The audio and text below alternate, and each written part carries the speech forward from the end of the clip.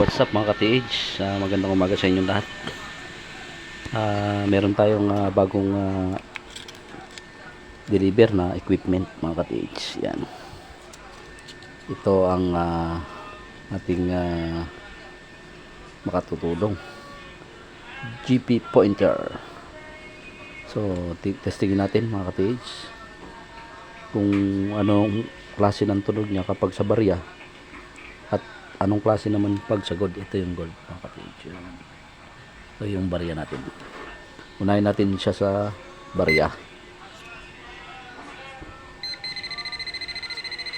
Yan ang tunog niya pag sa barya. Pukuha natin sa gold. So mabagal lang pag gold. Pag dito sa barya, mabilis talaga siya. Sa gold,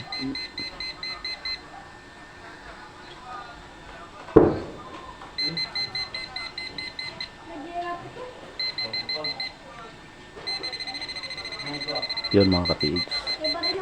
Maraming salamat at magandang umaga mga ka-TH. God bless and more treasure hunting to come mga ka-TH. What's up mga ka-TH? Magandang nga po sa inyo lahat. Hindi naman tayo nagbabalik sila Gatak at para maganap ng kayamanan mga ka-TH. Ka-TH, nandito ako sa creek mga ka-TH.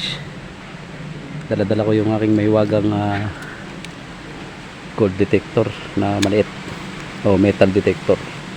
Pakabili ko lang to kanina pero tetestingin ko dahil medyo matagal na talaga tayong nahinto sa pag treasure hunting. So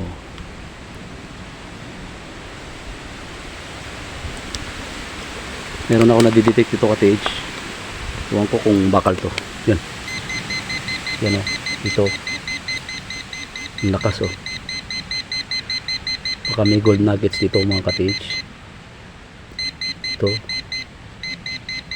Dalawang bato. Yan. Yung maliit na yan. Yan ang tunog-tunog ko. Naka-open yan ka-TH o. May ilaw. O yan. Yan mga ka-TH. Lakas ang tunog niya. Subukan ko kaya dyan mga ka-TH. Pakita ko sa inyo mamaya kung anong meron dyan mga ka-TH.